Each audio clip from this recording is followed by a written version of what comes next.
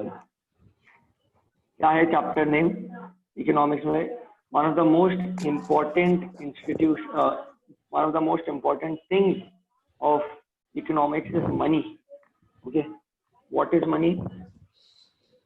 Money is anything which is generally accepted as a means of payment. उसको बोलते हैं money. अब पहले के जमानों में गोल्ड कॉइन, मेटालिक कॉइन, वो मनी होता था. उसके पहले के जमाने में जाओ तो क्या बोलते हैं, एनिमल हॉर्न, ओके, या एनिमल का बड़े बड़े राइनोसेरस का हॉर्न या एलिफेंट के टस्क, ये मनी के जैसे यूज करते थे. उसके पहले जाओ, देयर वाज बार्टर एक्सचेंज, जहाँ पे क्या होता था, गुड्स के बदले गुड्स दिया जाता था. तो मनी इज समथिंग जिससे तुम पेमेंट कर सकते हो, for which payment can be made and it is generally accepted. ये हर कोई वो पेमेंट को एक्सेप्ट करता है. अलग अलग फॉर्म ऑफ मनी है. हम लोग देखोगे तुम, कॉइन्स में पैसे होते हैं, नोट्स होता है, बैंक अकाउंट्स होते हैं. Bank accounts are a form of money. तुम अकाउंट टू अकाउंट ट्रांसफर करते हो. अभी जैसे अभी कोविड है, हम नीचे नहीं उतर सकते, तो मैं तुमको बोलूंगा फीस भेजो, तो तुम मेरे को कॉइन भी नहीं दे रहे हो, नोट भी नहीं दे रहे हो, तुम सीधा मेरे अकाउंट में पैसे डाल, समझ आया? तो that money is the form of bank account. समझा? अब बहुत इंपॉर्टेंट हो गया आज के in today's times. Bank account money is one of the most important means of money. Different ways, there are different ways of transferring money from one bank account to the other. या तो credit card, debit card, phone. अभी देखोगे Paytm है, Google पे है, phone पे है, Amazon पे है. कितने सारे ऑप्शंस है for making transfer of money from one account to the other without physically cash या कॉइन ट्रांसफर करने के बजाय हम लोग directly account to account transfer करते हैं. तो that is known as bank account. समझ आया? हाँ. समझ आया सबको? नाउ लेट्स, एक टर्म है लीगल टेंडर. ओके, टर्म है लीगल टेंडर. अब लीगल टेंडर का मतलब क्या होता है? Legal tender it is that form of money, okay, it is any form of payment accepted for settlement of debt. Okay, अपन अपने पेमेंट्स या लाइबिलिटी सेटल कर सकते हैं which is permitted by law. Basically whatever money is in circulation in our lives in India is a legal tender money. Government ने allow किया है, okay, government ने परमिशन दिया है that it is a means of payment. Okay, अब तुमको याद है कुछ ऐसा 4 साल डिमोनेटाइजेशन हुआ था 2016 में, याद है सबको? 4 साल हो गए बाद के. तुम लोग भी थे ना जिंदा, इतने छोटे नहीं थे. क्या हुआ था, याद है कुछ? क्या हो रहा था वो टाइम पे? क्या बोलते उसको? हाँ, बट हुआ क्या था? ब्लैक मनी अपने को खत्म करना था कंट्री में. तो उसके लिए क्या किया था गवर्नमेंट ने? वो लोग ने नोट्स बंद कर दिए थे, याद है? 500 के नोट, 1000 के नोट बंद कर दिए थे.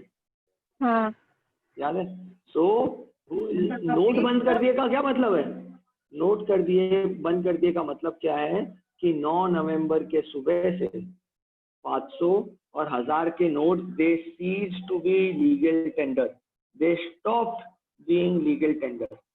समझा? मतलब वो कानून परमिट ही नहीं कर रहा था 500 और 1000 के नोट यूज करना. कानून ने बोला नॉट अलाउड. समझा? इसीलिए लोगों में अफला तफली हो गया कि भाई हमारे पास इतना सारा नोट पड़ा है, उसका तो वैल्यू ही नहीं रहा.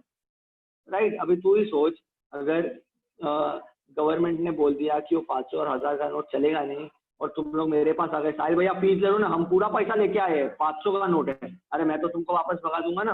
मैं बोलूंगा अरे ये किस काम का मेरे लिए. समझ आया? तो ये लीगल टेंडर का इंपॉर्टेंस होता है. लीगल टेंडर होना मतलब गवर्नमेंट ने परमिशन दिया है वो नोट या वो कॉइन को सर्कुलेशन में रहने का या payment means, okay, as a form of payment accept करने का. समझ आया? अगर मैंने ceases to be legal tender मतलब stops from being legal tender, इसका मतलब हो गया अभी वो पैसा कोई काम का. समझ आया? हाँ. अब एक चीज समझना, पैसा कोई काम का नहीं, ये जो है ना, ये फर्स्ट फंक्शन ऑफ मनी, जो मीडियम ऑफ एक्सचेंज है, इससे हमें पता चलेगा. याद रखना कि मनी का वैल्यू वो नोट का कोई वैल्यू नहीं होता, वो नोट से खरीदने वाले चीजों के वैल्यू होते हैं. अब जैसे 500 का नोट था, जो बैन हो गया डिमोनेटाइजेशन के बाद, it stopped being legal tender money. तो अगर मेरे पास घर पे ट्रक भर के भी मेरे पास अगर 500 के नोट होते हैं ना, तो भी उसका कोई वैल्यू नहीं था मेरे जिंदगी में, क्योंकि मैं वो 500 के नोट से कुछ खरीद ही नहीं सकता। समझा? Money is a medium of exchange. हम उससे गुड्स या सर्विस खरीद सकते हैं, हर चीज खरीदी जा सकती है पैसों से। Money has value because the products या services can be purchased by it.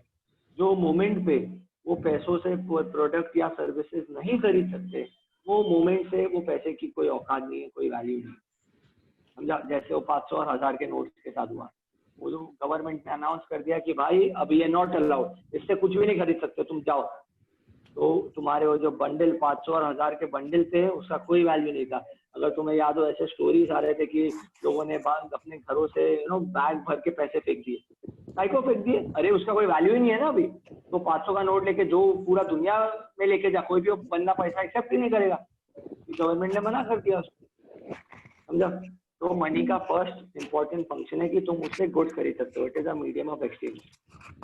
Okay, फिर स्टोर ऑफ वैल्यू। हम पैसे को जब तुम स्टोर करते हो ना, उसका वैल्यू रहता है। मनी को तुम सेव कर सकते हो, उसका वैल्यू डिटोरिएट नहीं होता। ओके, फॉर एग्जाम्पल तुमने अगर 1000 रुपए रखे, आज मैंने अपने क्या बोले पिगी बैंक में 1000 रुपए डाले, और साल के एंड में 1000 रुपए डाले। अब वो 1000 का वैल्यू कम हो गया क्या? वो अभी ऐसा है क्या, मैं 1 साल पहले का 1000 का नोट लेके जा रहा हूँ तो अभी लोग बोलेंगे अरे ये तो अभी चलेगा ही नहीं नोट? ऐसा कुछ होगा तुम्हारे हिसाब से? नहीं होगा। समझे? हाँ, महंगाई बढ़ सकती है तो इसके वजह से हाँ, शायद मैं 1000 रुपए में 4 जीन्स खरीद सकता था, आज मैं खाली 3 जीन्स खरीद सकता हूँ। यस, वो हो सकता है क्योंकि महंगाई बढ़ गई, पर 1000 रुपए का वैल्यू 1000 रुपया ही है ना। समझे? तो वैल्यू ऑफ मनी डिटोरिएट नहीं होता है, रादर उसको अगर सही जगह पे इन्वेस्ट करो तो उसका वैल्यू बढ़ ही जाता है। अगर मैं घर के पिगी बैंक में रखने से अच्छा अगर एफडी करा लेता बैंक में, तो 1000 का मेरे 1 साल बाद मेरे को 1100 रुपए मिल जाते, उल्टा वैल्यू बढ़ जाता। समझा? इंस्टेड अगर मैं सही जगह पे स्टोर करता तो वैल्यू बढ़ जाता। तो सेकंड फंक्शन ऑफ मनी क्या है? That it has store of value. उसको स्टोर करते हैं तो भी उसका वैल्यू डिटोरिएट नहीं होता, सही जगह पे स्टोर करते हैं, रादर उसका वैल्यू डिटोरिएट की जगह बढ़ जाता है। समझा? अगर तुम कोई और फॉर्म ऑफ मनी देखो, जैसे अगर पुराने जमाने में कमोडिटीज फॉर्म ऑफ मनी था, फॉर एग्जाम्पल समझ लो ना, वीट के बदले वीट देना, बार्टर एक्सचेंज। तो बार्टर एक्सचेंज के टाइम पे अगर मेरे को वीट है, वीट में 1 साल स्टोर करके नहीं रख सकता ना, वो तो खराब हो जाएगा। वो ज्यादा में ज्यादा 1 महीना स्टोर कर सकता हूँ, उसके बाद तो उसका कोई काम ही नहीं रहा, क्योंकि वो वीट खराब हो जाएगा, मेरे को उसके अगेंस्ट तो कोई भी गुड्स नहीं मिलेगा। समझा? तो मनी जो हम लोग आज ये जो फॉर्म्स ऑफ मनी है, करेंसी, नोट्स, कॉइन्स, वो जो फॉर्म ऑफ मनी है उसका स्टोर ऑफ वैल्यू भी है। फिर unit of account. Unit of account मतलब मनी बेसिकली हर चीज की कीमत लगाता है। It places value on any product और सर्विस, हर चीज की कीमत है। Okay, and everything can be measured in terms of money. We can understand whether this product is expensive और दिस प्रोडक्ट इज चीप, क्योंकि सब कुछ पैसों के टर्म्स में तोला जा सकता है। आज मैं बोलता हूँ ये पेन है 10 रुपए का, ये सस्ता वाला पेन है 5 रुपए का। समझ आया? तो हर चीज का वैल्यू है, ये सस्ता, ये महंगा। You can make a decision, okay, which one is more expensive और cheaper, and everything can be expressed in terms of money. देखो, पैसे के टर्म्स में पूरी दुनिया सबको अपन पैसे के टर्म्स में मेजर कर रहे हैं। मेरे सर्विस को, ठीक है, गुड्स को, कोई भी चीज तुम खरीदते हो, यूज करते हो, एक्सपीरियंस करते हो, कंट्री के इनकम्स को, नेशनल इनकम जो होता है या कंपनी के प्रॉफिट्स जो होते हैं, सबको मनी के टर्म्स में मेजर किया जा सकता है। समझ आया? तो next third important function of money is that it is a unit of account. Unit of account मतलब things can be measured in terms of money. Last है standard of deferred payment. Standard of deferred payment का क्या मतलब है कि पैसों से हम लोग बोरो भी कर सकते हैं, लेंड भी कर सकते हैं। समझा? अब अगर मैं बोलूँ प्राची मेरे को 10,000 रुपए चाहिए, मैं बोरो करूंगा, तुम मेरे को वो पैसे दे सकते हो, और मैं आज के तारीख पे मैं उसे यूज कर सकता हूँ, एंड फिर मैं तुम्हें 2 महीने बाद 10,000 से ज्यादा पैसे रिटर्न करूंगा। वो तुम्हारा अर्निंग हो गया, वो तुम्हारा इंटरेस्ट हो गया। तो since we use money, we can make payments on a future date. उसे फिर कभी दे सकते हैं, पैसा चलता है। और अगर हम लोग ये फिर कभी पैसे दे रहे हैं तो हम उसके लिए ज्यादा पैसे भी मांग सकते हैं, वो भी चलता है, राइट? ऐसा होता है ना, मैं फीस बोलता हूँ नॉर्मली पे करोगे तो 50,000, अगर जल्दी पे करोगे तो 40,000। मजा है? तो ये जो डिफर्ड पेमेंट का कॉन्सेप्ट है वो एक फंक्शन ऑफ मनी है। ओके, समझा सबको? हाँ। ये बहुत इंपॉर्टेंट कॉन्सेप्ट है। पेज नंबर 129 ये रीड करो फटाफट। रुको, रीड करो, बताओ कोई चीज। फीचर्स ऑफ मनी, मनी के क्या कैरेक्टरिस्टिक्स होते हैं? ओके, अब आज के टाइम पे अगर कोई बोलेगा what is money for us, it is coins, currency, bank accounts. Okay, these are the forms of money in our life as on today. Okay, फिर आगे जाके एक कॉन्सेप्ट आ सकता है बिटकॉइन का, तुम्हें अंदाजा नहीं होगा तो जाने दो उसके बारे में, but form of money change हो सकता है। अब बात करते हैं फीचर्स ऑफ मनी। अब मनी का कोई वैल्यू नहीं होता, याद रखना। तुम्हारे वो जो नोट है ना, उसका कोई वैल्यू नहीं है। वैल्यू वो नोट का आज के तारीख पे वैल्यू इसीलिए है क्योंकि तुम उससे चीज खरीद सकते हो। The day you stop getting things और the day you can not buy anything from that note, वो पैसा, इट इज जस्ट, वो जो नोट है it is just as good as a waste piece of paper. Okay, so अभी अगर value of money के बारे में क्या कहा गया है कि इंट्रिंसिक वैल्यू नहीं होता। ओके, वो नोट का इंट्रिंसिक वैल्यू नहीं होता। It's value depends upon the quantity of goods and services that can be purchased by it. Intrinsic value मतलब वो नोट अकेले का कोई वैल्यू नहीं होता। इंट्रिंसिक मतलब the note alone does not have a value. अब जैसे फॉर एग्जांपल अभी मैं बोलूं कि वो नोट से कोई भी चीज खरीद नहीं सकते। ओके, जैसे 500 के नोट से कोई भी चीज खरीद नहीं सकते। वो तुम 500 का नोट अभी बेचने निकलो, कोई 1 रुपया भी नहीं देगा वो पुराने 500 के नोट का, क्योंकि उसका कोई वैल्यू नहीं है, पेपर से बना हुआ चीज है। पहले के जमाने में क्या होता था, गोल्ड कॉइन जो रहता था, अगर मानो वो 10 सी लिखा रहता था, 10G का गोल्ड कॉइन, मतलब 10 तोले का गोल्ड कॉइन। तो वो टाइम पे तुम 10 तोले के गोल्ड कॉइन से जो चीजें खरीद सकते हो, ठीक है। द डे यू वो गोल्ड कॉइन को खरीदने बेचने के लिए it was stopped to be used as a medium of exchange. तो गोल्ड कॉइन को लोगों ने गोल्ड के जैसे बेचना चालू कर दिया। समझा? पहले जब गोल्ड से अपन चीजें खरीद सकते थे, that was fine. The day वो स्टॉप हो गया, gold was stopped as a medium of exchange, उसके जगह पे नोट्स, करेंसी, वो सब आ गया। तो गोल्ड कॉइन का क्या, जो सबके हाथ में, तो गोल्ड कॉइन क्या वो गोल्ड कॉइन में गोल्ड का कंटेंट भी तो था, तो वो लोग ने गोल्ड के भाव से बेच दिया कि गोल्ड का जो रेट है उसके हिसाब से कॉइन बिक गया। समझा? बट अभी वो मनी जो अपना नोट है, वो नोट का कंटेंट क्या है? It is just paper. तो अगर वो नोट से कोई चीजें खरीदी नहीं जा सकती, अगर कोई ऐसा वक्त आ गया कि कोई चीजें खरीदी जा नहीं सकती वो नोट से, तो वो पेपर का कोई वैल्यू ही नहीं रहा, right? It is just normal blank piece of paper, जिसका वो बेचोगे तो कोई कीमत नहीं देगा। Nobody will give you any money for it. समझ आया? तो इसलिए कहते हैं कि मनी का कोई इंट्रिंसिक वैल्यू नहीं होता, अपन उसका वैल्यू इसीलिए होता है क्योंकि हम उससे गुड्स या सर्विस खरीद सकते हैं। फिर मनी जो सर्कुलेशन में रहता है, it must be generally acceptable. अब अभी देखो तुम लोग हर जगह पेटीएम, गूगल पे भी यूज होता है as a payment, because it is generally acceptable, वो अलाउड है, इसलिए होता है ना। फिर ड्यूरेबल, अभी वो नोट्स को तुम अगर ऐसा जमीन में गाड़ के रखो, 100 साल बाद भी निकालो तो ऐसा नहीं है कि उसमें कीड़े आ जाएंगे, वो नोट्स बराबर एकदम सही जैसे थे वैसे ही रहेंगे। जो नोट्स है वो ड्यूरेबल है, मनी इज ड्यूरेबल। जो कॉइन करेंसी रहता है खराब नहीं होना चाहिए, खराब हुआ तो then it is not a good money. Portable, अपन एक जगह से दूसरे जगह पे आसानी से लेके जा सकते हैं नोट्स को, कॉइन्स को, इतने हैवी भी नहीं है। याद करो अभी दिख रहा है तुम्हें नए जो 10 रुपए के 5 रुपए के कॉइन आए, कितने हल्के हैं। पहले के 5 रुपए के कॉइन अगर तुमने देखा होगा, पुराने वाले थोड़े जाड़े भी होते थे और वो हैवी भी होते थे, अब वैसे नहीं है, होमोजीनियस है, they look exactly the same, कुछ फर्क नहीं दिखता, अनरिकग्नाइजेबल। अपन फर्क बता सकते हैं ना कि 500 का नोट कौन सा है, 2000 का नोट कौन सा है। आंखों वाले लोग तो छोड़ो, अंधे लोग भी फर्क बता सकते हैं। यू ऑल नो ना, उसमें ऐसे लाइंस होते हैं नोट के बाजू में, वो ब्लाइंड पीपल अगर वो लाइन को फील करेंगे तो उनको समझ में आता है कि 500 का नोट है कि 2000 का नोट है। पता है कि नहीं? नहीं, हाँ मेरे को भी मालूम पड़ा। पता था ट्राई ये तुमको? करूंगी मैं। हाँ मालूम था मेरे को। Very good. तो ये सब क्या basically to be proper money, to be a feature of money, ये सारे कैरेक्टरिस्टिक्स समझा? कि अगर हम लोग का कोई करेंसी, मैं बोला अभी ये 2000 का नोट फालतू, एक 1500 रुपए का भी नोट लेके आओ, ये सारे फीचर्स होने चाहिए उसमें, समझा? अब वो जो फीचर ऑफ मनी है ना, वो रीड करो, पेज नंबर 129 पे, जल्दी रीड करो। जो टेक्निकल है वो मैं रीड करा रहा हूँ। ये सब पार्ट था मनी का। Now let's talk about the second important institution in an economy, that is bank. Okay, bank दो तरीके के होते हैं, एक होता है कमर्शियल बैंक, एक होता है सेंट्रल बैंक। अभी अपन कमर्शियल बैंक के बारे में बात करें। कमर्शियल बैंक कौन सा होता है? अपना HSBC, ये HDFC, SBI, ये सब कमर्शियल बैंक है। जो बैंक के बारे में तुम लोग जानते हो ना, वो कमर्शियल बैंक होती है। They are basically banks in which people, public, ठीक है, companies, any entity can open an account with that bank.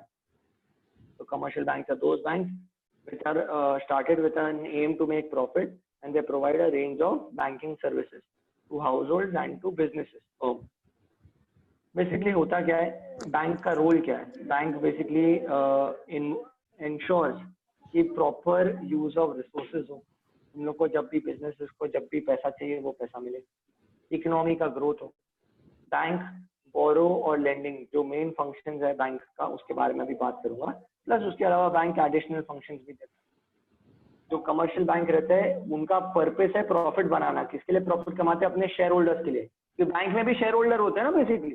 अभी जैसे अपना कौन सा बैंक है, येस बैंक है, उसका जो ओनर था, नाम भूल गया मैं, तुमको भी पता नहीं होगा, क्या नाम ही निकल गया, कपूर, राणा कपूर, हाँ, येस बैंक का ओनर था राणा कपूर। ओके, तो बेसिकली वो बैंक इसलिए चलाता है कि अपना बिजनेस करके वो प्रॉफिट बनाए, और किसके लिए प्रॉफिट बनाए? खुद के लिए एंड अदर इन्वेस्टर जिसने उसके बिजनेस में पैसे डाले। समझा? नॉर्मल कंपनी के जैसा होता है बैंक, नॉर्मल कंपनी के जैसा होता है बैंक, बिजनेस करने का, प्रॉफिट कमाने का। बट बैंक में वो इतना इंपॉर्टेंट क्यों है? क्योंकि बैंक पूरे इकोनॉमी का फ्रेमवर्क है, बैकबोन होता है। एक कमर्शियल बैंक एक इकोनॉमी का बैकबोन होता है। क्यों होता है उसके बारे में बात कर रहे हैं। चलो, अब बैंक जो एक मेजर फर्स्ट फंक्शन करता है वो है एक्सेप्ट डिपॉजिट। एक्सेप्ट डिपॉजिट का मतलब क्या है? To keep money safely. अब ये पैसे मतलब किधर जाते हैं? हम लोग बैंक में पैसे डालते हैं और हम लोग का नाम का अकाउंट खुलता है बैंक। दो टाइप का अकाउंट होता है, एक होता है करेंट अकाउंट, एक होता है फिक्स्ड डिपॉजिट अकाउंट, जिसको टाइम अकाउंट भी बोलते हैं। करेंट अकाउंट को डिमांड अकाउंट या साइट अकाउंट बोला जाता है। ये जनरली कौन ओपन करता है? मतलब बिजनेसेस ओपन करते हैं। कैसा चलता है? बेसिकली तुमने अभी बिजनेस चालू किया तो तुमने मान लो अकाउंट में पहले 10,000 रुपए डाले। अभी जैसे मेरा ट्यूशन का बिजनेस है, तो हम लोग क्या करते हैं, तुम लोग जो भी फीस देते हो करेंट अकाउंट में डिपॉजिट होते रहता है। मेरे को जब जब खर्चों के लिए पैसा चाहिए, मैं वो अकाउंट से पैसे विड्रॉ करता हूँ। Simple as that. अब करंट अकाउंट में फर्क ये है कि इसमें कोई रिस्ट्रिक्शन नहीं है। मैं महीने में 1000 बार पैसे डिपॉजिट कर सकता हूँ, 1200 1000 बार पैसे विड्रॉ कर सकता हूँ, कोई चार्जेस नहीं है, कुछ नहीं। समझा? This account is for immediate access of money. This account is for facilitating payment. समझा? देयरफॉर कोई इंटरेस्ट पे नहीं करता। ये अकाउंट में करंट अकाउंट अगर खुलवाया है तुमने बैंक में, तो कोई इंटरेस्ट पे नहीं होता उसके ऊपर कि अरे तुम ऐसा नहीं बोल सकते, ये देखो मैंने तो बैंक में इतने पैसे जमा करके रखे थे, उसके ऊपर इंटरेस्ट तो दो मेरे को। बैंक बोलेगा नहीं, करंट अकाउंट है ना तुम्हारा, तो इंटरेस्ट नहीं मिलेगा। अब इसका डिपॉजिट दूसरा होता है डिपॉजिट अकाउंट। अब डिपॉजिट अकाउंट इस तरीके का होता है कि तुम सर्टेन अमाउंट ऑफ टाइम के लिए पैसे डिपॉजिट करके रखते हो अकाउंट में। जैसे फिक्स डिपॉजिट करवा लिया, 10,000 रुपए थे तुम्हारे पास, 10,000 रुपए तुमने बैंक में डाल दिए, 1 साल 2 साल 6 महीना 5 साल 10 साल, कोई भी पीरियड का, जो भी पीरियड बैंक ऑफर करता है। और तुम है ना वो पैसे बैंक से निकाल नहीं सकते before giving notice to them कि मैं पैसे निकालना चाहता हूँ। तो बैंक 1 दिन लगाता है, और या तो 3 to 4 आवर्स लगाता है, और उसके बाद ही तुम पैसे विड्रॉ कर सकते हो। समझ आया? अगर तुमने बिफोर टाइम, तुमने अगर मान लो पैसे डिपॉजिट किए थे 5 साल के लिए, और तुमने 2.5 ईयर या 3 इयर्स में वो पैसे निकालना चाहा, तो जो तुम्हारा इंटरेस्ट तुमको मिलने वाला था 5 इयर्स का, तुम्हें 5 इयर्स का नहीं मिलेगा, 3 इयर्स का मिलेगा, और वो भी कम interest. You will get a lesser amount of interest. समझा? Because the bank does not want that you withdraw your money from it, क्योंकि वो मनी से बैंक बिजनेस करता है जो है लेंडिंग मनी, वो मैं बताऊंगा। तो बेसिकली टाइम डिपॉजिट या फिक्स डिपॉजिट या डिपॉजिट अकाउंट जो नाम है उसका, उसमें सेविंग्स एनकरेज करने के लिए इंटरेस्ट भी दिया जाता है। अगर तुम पैसे ये अकाउंट में डालो, पैसे निकालने नहीं है, और जब उसका मैच्योरिटी आ जाएगा, जो उसका ड्यू डेट आ जाएगा, तब तुम्हें ज्यादा पैसे मिलेंगे। 1000 डाले तो 1100 मिलेंगे, समझा। 10%, 7%, 8% उसका ग्रोथ रेट होता है। उसको क्या बोलते हैं? इंटरेस्ट बोलते हैं। इंटरेस्ट क्यों? एक्स्ट्रा अमाउंट वो लोग रीपे करेंगे वाले काई को, क्योंकि तुमने पैसे डिपॉजिट किए, तुमने वो पैसे बैंक के साथ रखे, और वो भी करंट अकाउंट जैसे नहीं कि तुम लोग कभी भी निकाल लोगे, ऐसे नहीं, तुमने बैंक के साथ एक फिक्स्ड अमाउंट ऑफ टाइम के लिए, फिक्स्ड पीरियड ऑफ टाइम के लिए वो पैसे रखे, इसलिए बैंक तुम्हें क्या देता है? इंटरेस्ट देता है।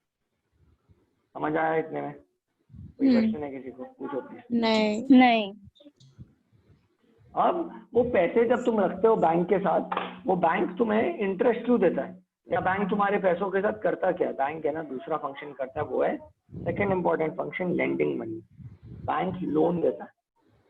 लोन किसको देता है? दो तरीके के लोन है, एक है शॉर्ट टर्म लोन जो ओवरड्राफ्ट है, और लॉन्ग टर्म लोन है जिसको लोन बोलेंगे अपन।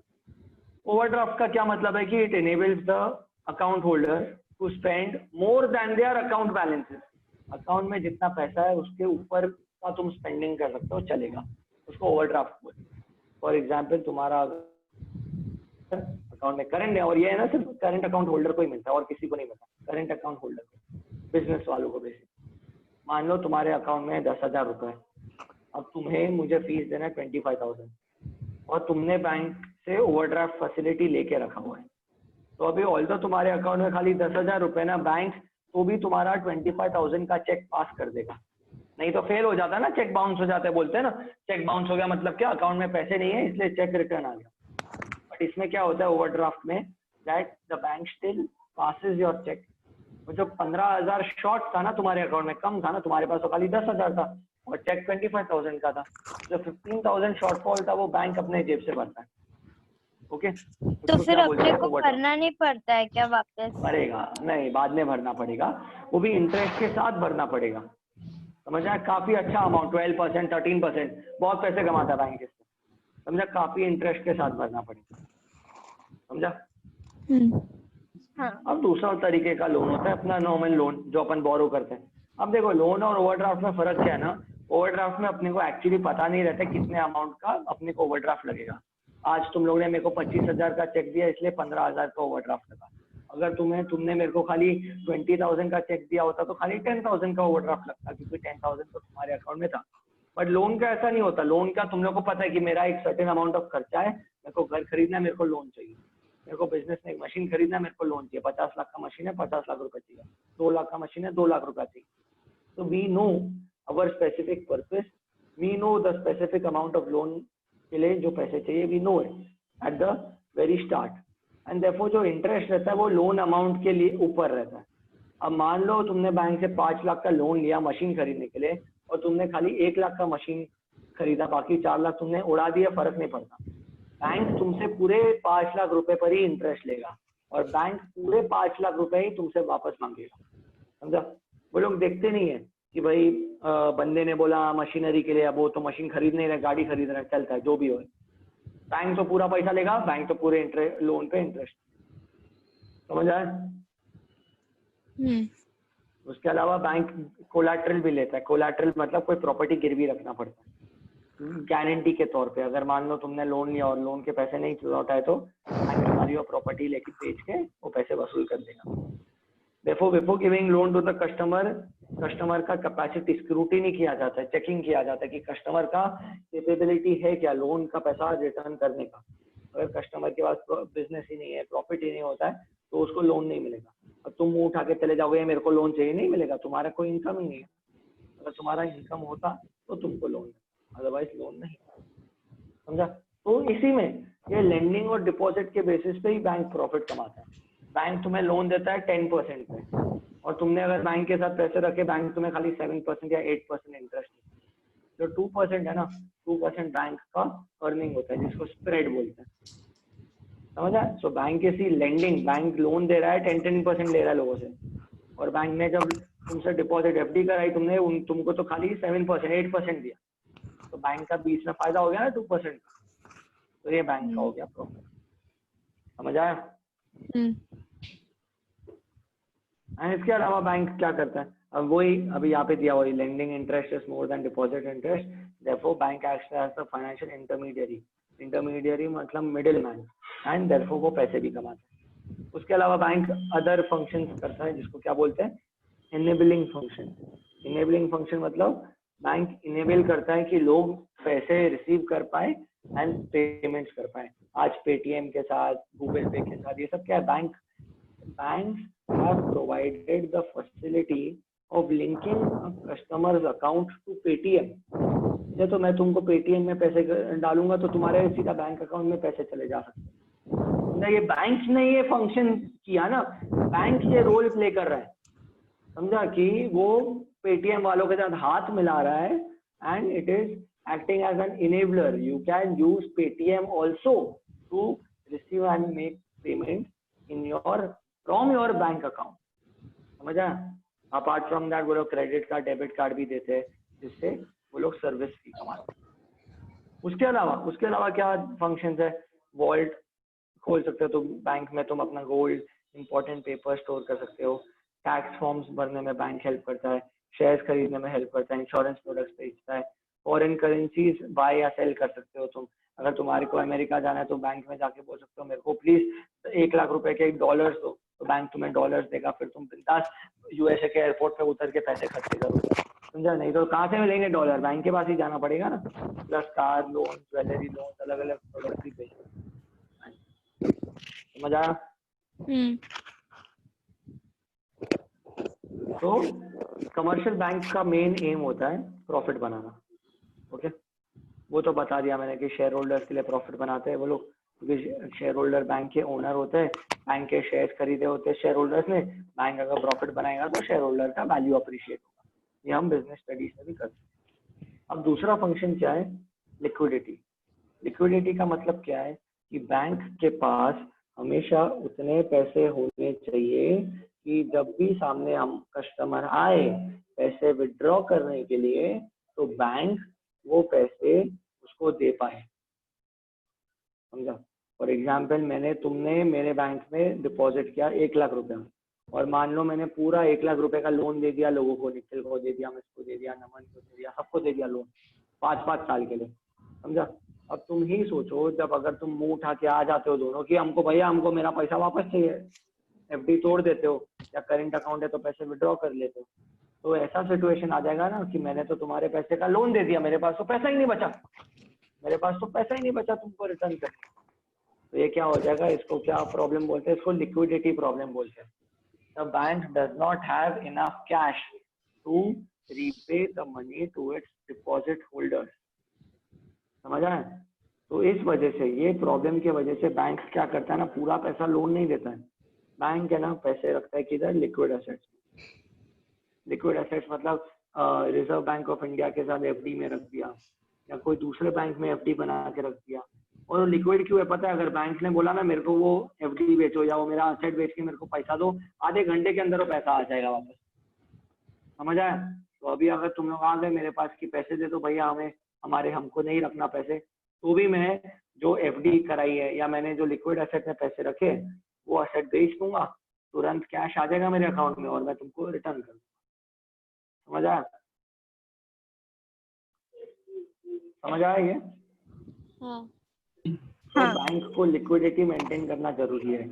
अपने पैसे जो उसने कस्टमर से लिए हुए पैसे है वो उसको सारे के सारे पैसे लोन में नहीं दे रहे हैं, क्योंकि अगर सारे लोन में दे दिए कि हम ज्यादा लोन देंगे, हम तो ज्यादा इंटरेस्ट कमाएंगे, ज्यादा प्रॉफिट कमाएंगे, बट उनका जो लिक्विडिटी वाला एम है वो फेल हो जाएगा, कि अभी कस्टमर पैसे मांगने आ रहे हैं और हमारे बैंक के पास तो पैसे ही नहीं है देने के लिए, और वहाँ पे वो लोग फेल हो जाएंगे। इसलिए उनको लिक्विड एसेट्स में रखना पड़ता है अपने डिपॉजिट में। Therefore, यहाँ पे लिखा है bank cannot lend 100% of their deposits. They will have to maintain liquidity. And liquidity जब maintain करते हैं ना, वहाँ पे वो लोग इंटरेस्ट लेस कमाते हैं। बैंक लोन देंगे तो 10% इंटरेस्ट मिलेगा, बट लिक्विड एसेट्स में रखा तो खाली 2%, 3% इंटरेस्ट। समझा? इसलिए बैंक प्रेफर नहीं करती लिक्विड एसेट्स में रखने को। बट उनका जो प्रॉब्लम हो जाएगा, नहीं तो अगर लिक्विड एसेट में नहीं रखा तो, क्योंकि अगर कस्टमर पैसा मांगने आएगा बैंक के पास तो पैसा ही नहीं देगा रहेगा देने के लिए, तो वो बड़ा प्रॉब्लम हो जाएगा। इसलिए बैंक को फोर्सफुली लिक्विड एसेट्स में पैसे रखना। समझ आया? पक्का? हाँ। हाँ। यहाँ पे ये वाला पैराग्राफ पढ़ो, पेज नंबर 1 जल्दी।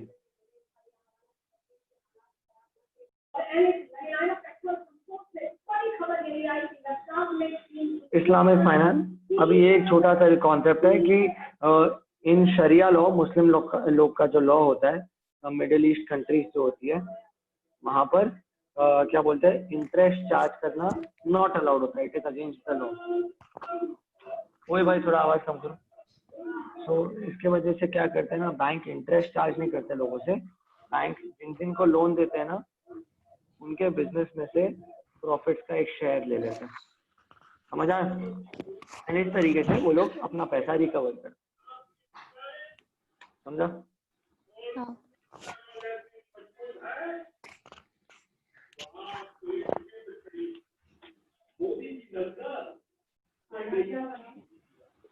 हम नेक्स्ट कर रहे हैं सेंट्रल बैंक।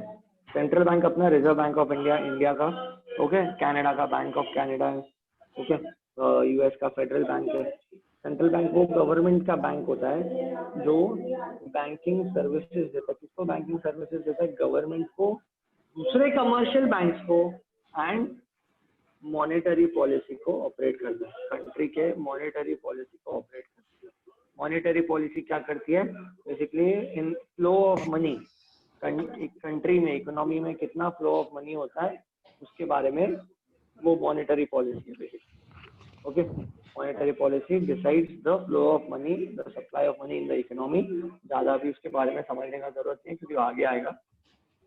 तो ये है सेंट्रल बैंक। अब central bank is owned by the government and it is responsible to the government.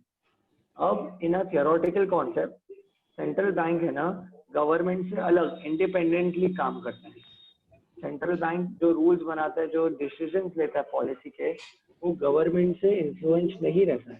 क्योंकि जब गवर्नमेंट है, गवर्नमेंट अपने क्या बोलते हैं, फेवर में, अपने वोट बैंक के लिए गवर्नमेंट चाहेगा डिसीजन लेना, बट शायद उसमें कंट्री का लॉस ही क्यों ना हो। अब जैसे अगर अपना सेंट्रल गवर्नमेंट है बीजेपी, तो बीजेपी को अगर लोगों के लोन माफ करने हैं, ओके, अगर बीजेपी ने बोला, अब आइडियली क्या होना चाहिए, आरबीआई और बीजेपी सेंट्रल गवर्नमेंट अलग अलग होना चाहिए आइडियली, ओके। तो आरबीआई लोन माफ नहीं करेगा लोगों के, क्योंकि आरबीआई को दिख रहा है ना कि भाई हमारे कंट्री का पैसे का नुकसान होगा अगर हमने लोन माफ किया तो। बट बीजेपी को वोट्स चाहिए, तो बीजेपी क्या करता है, वो बोलता है कि नहीं, सारे लोन माफ कर दो, एंड जिसके वजह से आरबीआई माफ कर लेता है। तो ये गलत हो गया। ऐसा जो फंक्शनिंग है ना, ऐसा फंक्शनिंग, उसको डिपेंडेंट फंक्शनिंग बोलते हैं, जो कि गलत है। सेंट्रल बैंक और गवर्नमेंट, वो लोग they have to work independent of each other. समझा? सेंट्रल बैंक के जो डिसीजंस हैं वो गवर्नमेंट के डिसीजन से इन्फ्लुएंस नहीं होने चाहिए, क्योंकि गवर्नमेंट पॉलिटिकल गेन के लिए काम करता है, बट सेंट्रल बैंक इकोनॉमी के वेलबींग, इकोनॉमी के गेन के लिए काम करता है। समझा कि नहीं? तो इसलिए सेंट्रल बैंक को अपना काम इंडिपेंडेंटली करना चाहिए, नहीं तो वो गवर्नमेंट से अगर इन्फ्लुएंस हुआ तो इकोनॉमी में इम्पैक्ट आ सकता है। समझा क्या? हाँ। अब क्या क्या फंक्शन है सेंट्रल बैंक के, इतना क्यों इम्पोर्टेंट है? क्योंकि central bank is the banker to the government. जो भी अपन गवर्नमेंट के टैक्सेस भरते, गवर्नमेंट के रेवेन्यू भरते हैं, वो गवर्नमेंट के अकाउंट में जाते हैं, जो किसके साथ मेंटेन्ड है, जो सेंट्रल बैंक के साथ मेंटेन्ड है। फिर it is a banker to the commercial bank. हर कमर्शियल बैंक का होल्डिंग अकाउंट होता है विद द सेंट्रल बैंक। तो अगर बैंक ए को बैंक बी से पैसे लेने हैं तो डायरेक्टली आरबीआई के थ्रू वो पैसे ट्रांसफर हो जाते हैं। समझा? क्योंकि सेंट्रल बैंक का यहाँ पर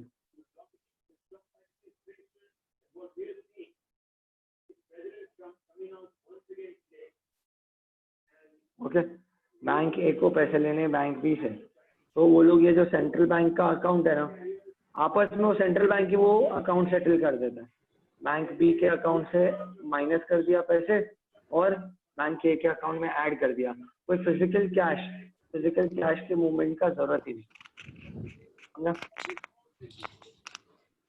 फिर lender of the last resort, अगर कमर्शियल बैंक के पैसे खत्म हो गए तो कमर्शियल बैंक क्या कर सकता है, सेंट्रल बैंक के पास अपने असेट्स, अपने सिक्योरिटीज को गिरवी रख के लोन ले सकता है, समझा?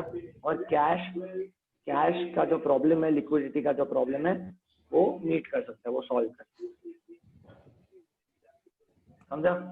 फिर नेशनल डेट्स मैनेज करता है, central bank manages national debt मतलब क्या था, total amount of loan which is owed मतलब borrowed by the government, and जो भी गवर्नमेंट लोन लेता है वो सेंट्रल बैंक आरबीआई के अकाउंट में जाता है, ओके? फिर holder of the country reserves of foreign currency and gold, मतलब कंट्री का जो भी मनी इन सर्कुलेशन है ना, उतना ही अमाउंट ऑफ कंट्री के पास गोल्ड है, उतना ही amount of foreign exchange reserve है इंडिया के पास, ओके? तो वो कंट्री के गवर्नमेंट के बिहाफ पे सेंट्रल बैंक एक करेंसीज को, गोल्ड रिजर्व्स को, फिजिकल गोल्ड रिजर्व्स को ओन करता है। इसके अलावा कमर्शियल बैंक क्या करता है, करेंसी नोट्स इशू करता है, ओके? सारे नोट्स का प्रिंटिंग का रिस्पॉन्सिबिलिटी है reserve bank of India which is the central bank of India, and coins का मिंटिंग वो ऑथराइज करता है, मिंट नहीं करता है, खुद से मिंट नहीं करता, जैसे करेंसी नोट खुद से प्रिंट करता है ना, कॉइन खुद से नहीं बनाता, वो परमिशन देता है कितना कॉइन बनाना चाहिए। एंड उसके अलावा गवर्नमेंट का जो मॉनेटरी पॉलिसी है, एम पॉलिसी मतलब मॉनेटरी पॉलिसी, वो किसके हाथ में है, वो सेंट्रल बैंक के हाथ में। इंटरेस्ट रेट इन्फ्लुएंस करता है, इन्फ्लेशन को कंट्रोल में रखता है, ठीक है, मॉनेटरी पॉलिसी को इम्प्लीमेंट करता है, ये सारा फंक्शन है हमारे सेंट्रल बैंक का, okay? The central bank is controlling, regulating and supervising of the entire banking system of India, okay? The central bank also represents the country at world forums, world trade organisation हो गया, world bank का forum हो गया, international monetary fund हो गया, ये सारे forums पे भी आरबीआई जो इंडिया का है वो उसको रिप्रेजेंट करता है, एंड बाकी कंट्री के बाकी सेंट्रल बैंक उसको रिप्रेजेंट, समझा सबको? क्वेश्चन हम कल करेंगे। नहीं।